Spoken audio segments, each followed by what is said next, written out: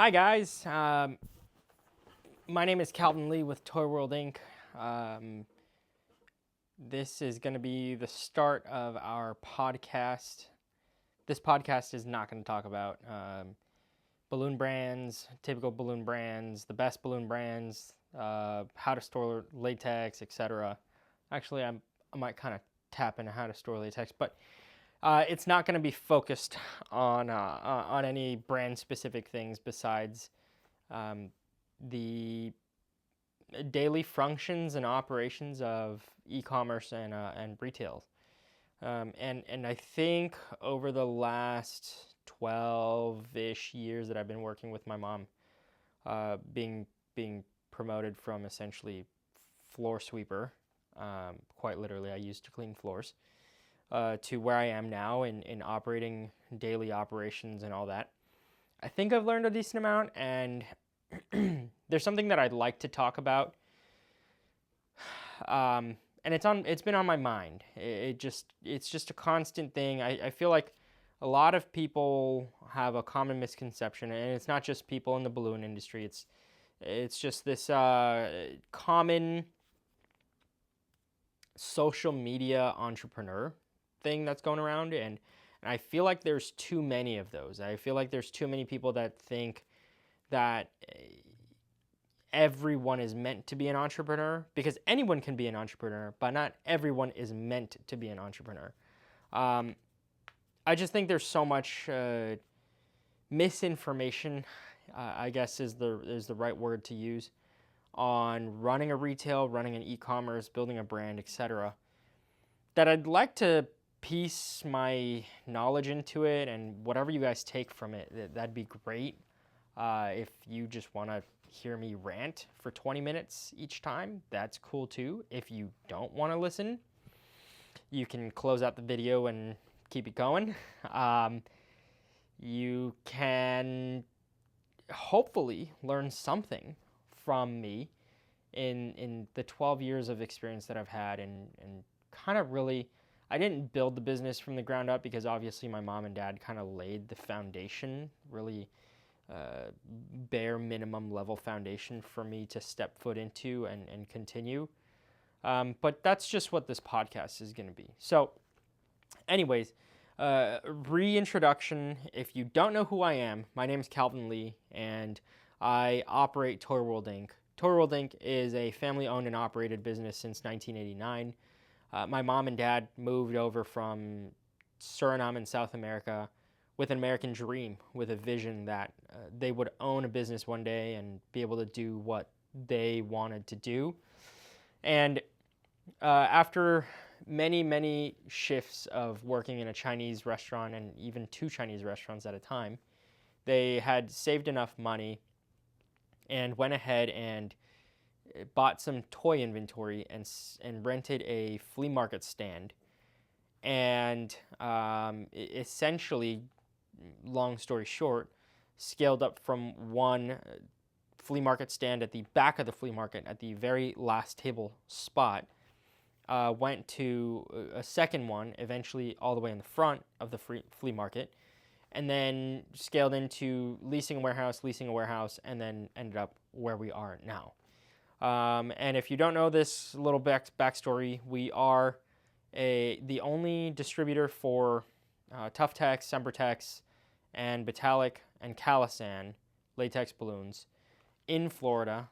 We are probably one of the biggest footprint-sized distributors here in Florida for all party supplies.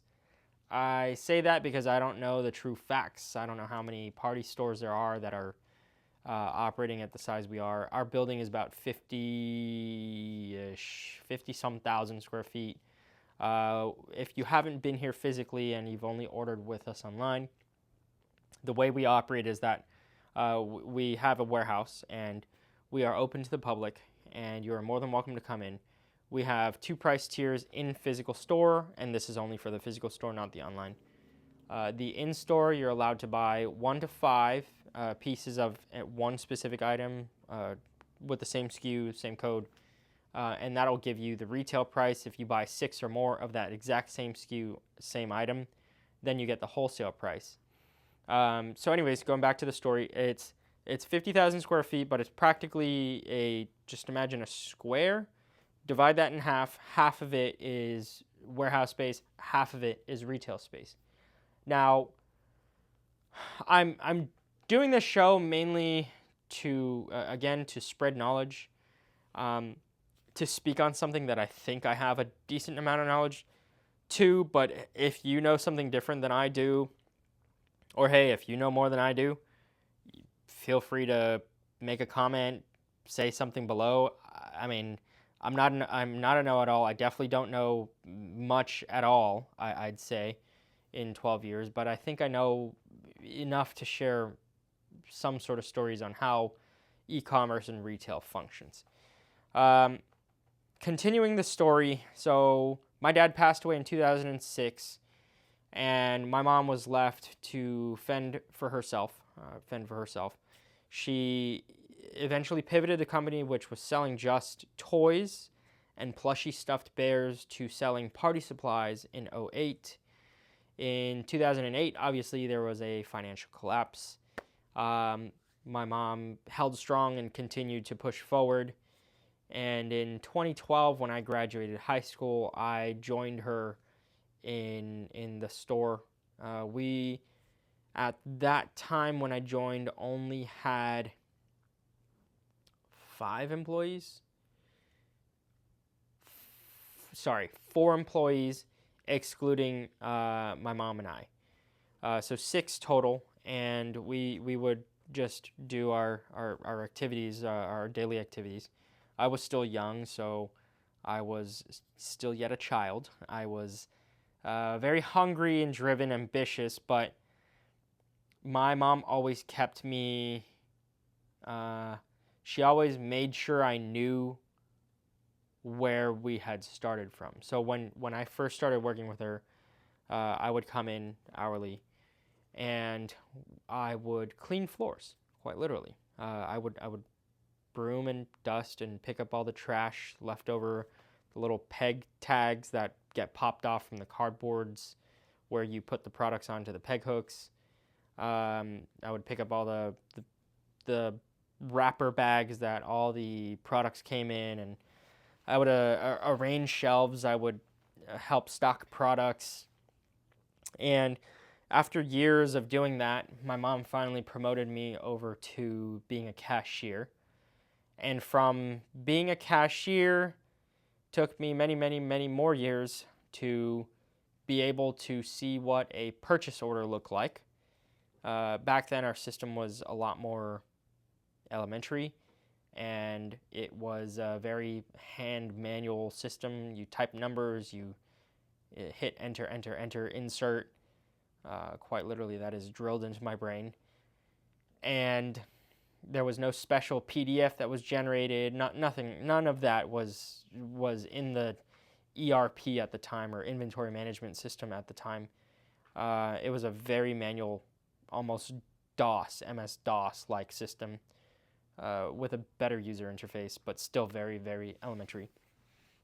And then, as I continued to see the store grow, I'm hesitant to say grow, because during those first few years of me working, we didn't really grow. My mom wasn't really focused on growth.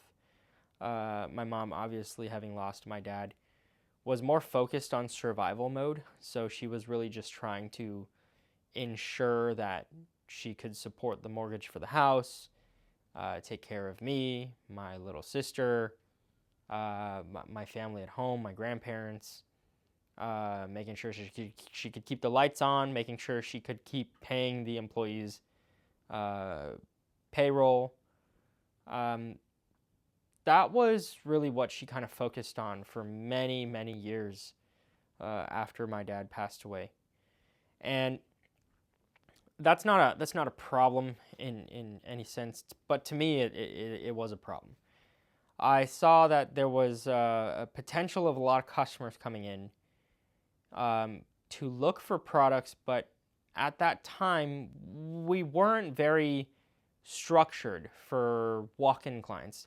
Our business at that time was more so for B2Bs or business to business, if you don't know what that means. And oftentimes we had served a lot of the islands customers, Caribbean islands, Caribbean, I'm not sure how you pronounce it, but you get the gist. A lot of South American customers who couldn't get their hands on certain products because the bigger manufacturers didn't operate in those countries. And oftentimes those B2B customers didn't really care how a product was presented. It was more so, okay, I see that plastic cup with this design, I'll take a case or two of that. Or, hey, that red table cover, that's rectangular, I'll take 2 cases of that. And it was just a more volume, I see it, I like it, I'll grab it sort of basis. And I noticed how we had regular public traffic walking in. And what I could tell was that a lot of customers would come in and leave either empty-handed, or they would head towards the register, and I could hear them talking amongst themselves, that they couldn't find something. They were looking for a candle. Let's say they were buying a Mickey Mouse theme party, and they had picked up the plates, the napkins, the room decor, the table centerpieces, etc., but they couldn't find the candle. And once I explain this, you'll understand why they couldn't find the candle. My mom back then had operated the store with just handmade wooden tables that my dad and her built together. So imagine pallet racks, which are standard, green uprights, orange beams across. My dad hand built approximately 144 to 200 and some different sized and different height tables to just put products on top of. So we would back then just cut the case open on something, make sure that it was visible, put it on top of the table, move on to the next product. And although it worked, we obviously needed something better. At some point after my dad passed away, one of the employees came up to my mom and said, hey, I'm going to go to Home Depot, give me like $120. I'll buy some pegboards from Home Depot. So the big, I think they're 4 foot by 8 foot wide pegboard sheets. So this employee said, let me go buy some of these pegboard sheets, and I will take my tools, because this guy was doing a side job of contracting / construction. And he decided to screw in these pegboards into the pallet racks. Essentially, if you visualize with me, what a Home Depot rack kind of looks like. So if you've walked into Home Depot, you have their pallet racks. There's our orange, obviously. But there's our orange, and then inside the pallet rack is a pegboard holding all the products, and then there's different levels holding the rest of the products that don't need to be hung. Similar concept, except we didn't have nice little levels. It was just a table. But we had operated like that after a couple years of my dad passing away. And yet, it was still very disorganized and very chaotic is the word. You couldn't really find things. Employees weren't very certain on where to hang things. They weren't very certain on going back to making sure that section was stocked. And rightfully so, because we only had about 6 employees, 2 and my mom and I, 2 plus 4. And what happened in that scenario was that my mind shifted. I saw that there was a need for products to be displayed better. I saw that there was a demand for people to be able to find their products. Kind of like when you walk into a Target or a grocery store, you go into this section, you know this is there. All the baking stuff is in one section. All the canned goods are in one section. And I started spinning my gears, and I kind of asked my mom, I said, hey, Mom, can I go try this out and go buy some shelving? I'd say this was approximately 2016-ish. 2016-ish. And at this point, I was kind of getting a little bit more of the reins. Reins was not really a thing. I mean, I was able to make a purchase order and have my mom approve it. So I told her, hey, Mom, can I take the credit card? Give me like a $300 budget. I'll go to this fixture store and buy some gondola shelving. Gondola shelving, if you don't know, is the typical shelving you see in grocery stores, all the big box Targets. Unfortunately, Party City's gone now, but basically anything that had a place to hang and a place that needed shelves. And I told her, hey, let me go buy this fixture. I'm going to bring one back, a 7-foot size. So gondolas are typically 4 feet wide, but they do range in size. You could buy a 2-foot wide one, a 3-foot wide one, and you can connect them together. So I told her, hey, let me go buy a 4-foot and a 3-foot because that's what would fit under a pallet rack. And let's try it out. Let's try it out with one section, and let's display all the candles in this section. So I started reconfiguring the store one section at a time. It was with a lot of hesitance from my mom. She said, why would you spend like $300 on a shelf that helps you display something when in reality we're doing the exact same thing with these pegboards? And I told her it's more about the presentation of the product and how it's displayed and hung versus it being just on a pegboard for someone to come by and, oh, hey, I saw that. It was just a different experience. It didn't really go well in the sense that my mom was super hesitant. She continued to give me doubt and was like, I don't know. I mean, $300 for a shelf doesn't really make sense. But if you want to try it out, go right ahead. But just know you're on the hook for this if it doesn't work out. I went ahead, bought the fixture, brought it back. I started installing it myself. And at some point, I finished after many hours of wrangling that shelf and trying to figure it out on my own the first time. And over a couple weeks is the time period, is the A/B testing that I did. And I found that the general population that walked in, the general clientele that walked in and saw the candles, which is the section that I tried out at, they were very excited to be able to see everything on a nice and neat shelf from 0 to 9 in the wide variety of colors that we had, plus all of the other candles that we had. The stick candles, the sparkler candles, the magic sparkler candles, and all the clients would always come up to my mom, who was running the register at the time, and they would tell her, hey, this is amazing. I love that I can see these products on a shelf. I love that they're so organized, and I love the display. It just makes me feel better when I'm buying it. And a point of contention was that my mom kept saying, you know, you can only put so many on a peg hook, and yet we serve a lot of B2Bs, so how are you going to mitigate that? And I told her, well, you know, technically, if we draw more customers in that allow us to do more volume with retail, we don't have to wait until the B2B customer comes in and then restock it. We're just constantly restocking it. And if the B2B customer wants something in bulk, they can flag down an employee and send us to the back and grab them exactly how many they need. And she said, all right, let's try that out. Long story short, it worked out.